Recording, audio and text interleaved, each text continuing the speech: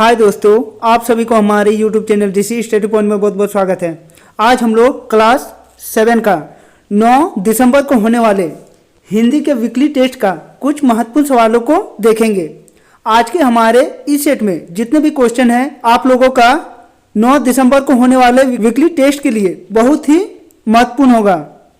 इसीलिए आप लोग आज के हमारे इस वीडियो को शुरू से अंत तक देखें। और हाँ, यदि आप लोग हमारे इस चैनल में नए हैं तो हमारे इस चैनल को सब्सक्राइब कर ले और बेल आइकन को दबा ले, ताकि इस चैनल में जब भी ऐसा वीडियो अपलोड हो आप तक नोटिफिकेशन सबसे पहले पहुंचे। तो चलिए दोस्तों, अब देर न करके एक एक करके उन सभी क्वेश्चनों को देखते हैं।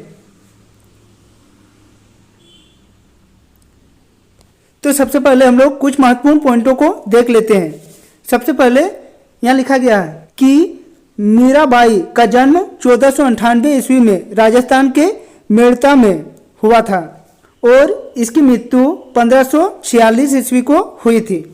अगला महत्वपूर्ण पॉइंट है कि सूरदास का जन्म 1483 ईस्वी में सिही ग्राम में हुई थी, जो दिल्ली के समीप स्थित है, और इनकी मृत्यु 1563 ईस्वी को हुई थी। अगला क्वेश्चन एक गद्यांश है। आप लोग इस गद्यांश को अच्छी तरह से पढ़ ले। हम लोग इसके क्वेश्चनों को देखते हैं। हमारा पहला क्वेश्चन कह रहा है कि प्रस्तुत गद्यांश किस पाठ से संकलित है, यानी दिया हुआ गद्यांश किस पाठ से है। पहला ऑप्शन है पद, दूसरा ऑप्शन है एक पाती बच्चों के नाम, तीसरा ऑप्शन है बीज, या चौथा ऑप्शन है मुक्ति। तो जो दिया गया गद्यांश है वह पद कविता से लिया गया है, इसीलिए इसका सही जवाब होगा ऑप्शन नंबर ए। हमारा अगला क्वेश्चन कह रहा है कि मीराबाई अपने नैनों में किसे बसाना चाहती हैं। पहला ऑप्शन है कृष्ण को, दूसरा ऑप्शन है राम को, तीसरा ऑप्शन है बलराम को, या चौथा ऑप्शन इनमें से कोई नहीं। तो मीराबाई अपने नैनों में भगवान कृष्ण को बसाना चाहती हैं, इसीलिए इसका सही जवाब है ऑप्शन नंबर ए। हमारा अगला क्वेश्चन कह रहा है कि सुधा का अर्थ है। पहला ऑप्शन है अमृत, दूसरा ऑप्शन है विष, तीसरा ऑप्शन है गरल, या चौथा ऑप्शन है पानी। तो सुधा का शाब्दिक अर्थ अमृत होता है, इसीलिए इसका सही जवाब है ऑप्शन नंबर ए। हमारा अगला क्वेश्चन कह रहा है कि उर का क्या अर्थ है। पहला ऑप्शन है हृदय, दूसरा ऑप्शन है माथा, तीसरा ऑप्शन है हाथ, या चौथा ऑप्शन है पैर। तो उर का शाब्दिक अर्थ हृदय होता है, इसीलिए इसका सही जवाब होगा ऑप्शन नंबर ए, हृदय। हमारा अगला क्वेश्चन कह रहा है कि वत्सल से क्या तात्पर्य है। पहला ऑप्शन है बछड़ा, दूसरा ऑप्शन है वत्सल, तीसरा ऑप्शन है बाछा, या चौथा ऑप्शन है बाद। तो वत्सल से तात्पर्य वतल से है, इसीलिए इसका सही जवाब है ऑप्शन नंबर बी। हमारा अगला क्वेश्चन कह रहा है कि पद कविता के कवि कौन है। पहला ऑप्शन है जवाहरलाल नेहरू, दूसरा ऑप्शन है सूरदास, तीसरा ऑप्शन है सुमित्रा नंदन पंत, या चौथा ऑप्शन है केदारनाथ अग्रवाल। तो पद कविता के कवि सूरदास हैं, इसीलिए इसका सही जवाब है ऑप्शन नंबर बी। हमारा अगला क्वेश्चन नंबर 2 कह रहा है कि कृष्ण के दाऊ कौन है। पहला ऑप्शन है नंद, दूसरा ऑप्शन है यशोदा, तीसरा ऑप्शन है संदीपन, या चौथा ऑप्शन है बलराम। तो कृष्ण के ताऊ भगवान बलराम है, इसीलिए इसका सही जवाब है ऑप्शन नंबर डी, बलराम। हमारा अगला क्वेश्चन कह रहा है कि कृष्ण को कौन से नाम से जाना जाता है। पहला ऑप्शन है मोहन, दूसरा ऑप्शन है बलराम, तीसरा ऑप्शन है नंद, या चौथा ऑप्शन है राम। तो भगवान कृष्ण को हम लोग मोहन के नाम से जानते हैं, इसीलिए इसका सही जवाब है ऑप्शन नंबर ए, मोहन। हमारा अगला क्वेश्चन कह रहा है कि जसुमती का क्या तात्पर्य है। पहला ऑप्शन है यशोदा, दूसरा ऑप्शन है सीता, तीसरा ऑप्शन है अच्छा मत, या चौथा ऑप्शन है जय सुमति। तो जसुमती का तात्पर्य यशोदा से है, इसीलिए इसका सही जवाब है ऑप्शन नंबर ए। हमारा अगला क्वेश्चन कह रहा है कि पद कविता में मैया कौन है। पहला ऑप्शन है यशोदा, दूसरा ऑप्शन है रुकमती, तीसरा ऑप्शन है सीता, या चौथा ऑप्शन इनमें से कोई नहीं।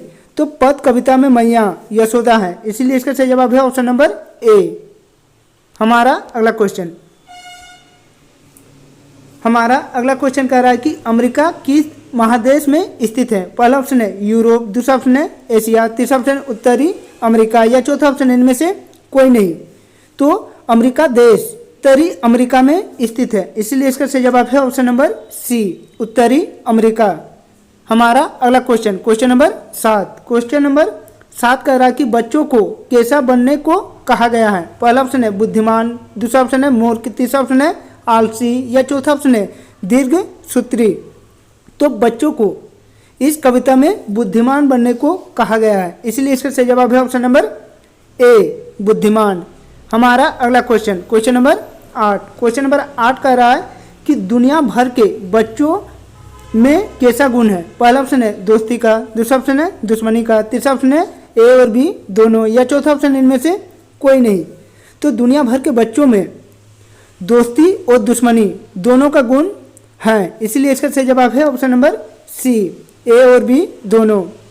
हमारा अगला question, question number 9। Question number 9 कह रहा है कि बुद्धिमत्ता क्यों जरूरी है। पहला ऑप्शन है बैठे रहने के लिए, दूसरा ऑप्शन है गलत के लिए, तीसरा ऑप्शन है सही समझने के लिए, या चौथा ऑप्शन इनमें से कोई नहीं। तो बुद्धिमत्ता सही समझ के लिए जरूरी होता है, इसीलिए इसका सही जवाब है ऑप्शन नंबर सी।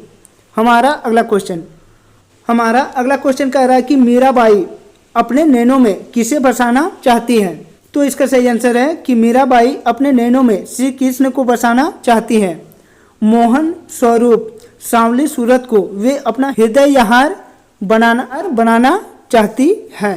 हमारा अगला क्वेश्चन, अगला क्वेश्चन कह रहा है कि मैया मोरी दो बहुत खिजोयो, यह बात किसने और किससे कही है। तो इसका सही आंसर है कि यह बात श्री कृष्ण ने अपनी माता यशोदा से कही है। अगला क्वेश्चन है कि बलराम श्री कृष्ण को चिढ़ाने के लिए क्या कहते हैं। तो इसका सही आंसर है कि बलराम श्री कृष्ण को चिढ़ाने के लिए कहते हैं कि नंद जी गोरे यशोदा गोरी, पर कृष्ण तू काला कैसे है, तुम्हारे माँ बाप नंद जी यशोदा नहीं है क्या। हमारा अगला क्वेश्चन, हमारा अगला क्वेश्चन कह रहा है कि मीराबाई ने किन शब्दों से नंदलाल के सलोने रूप का वर्णन किया है।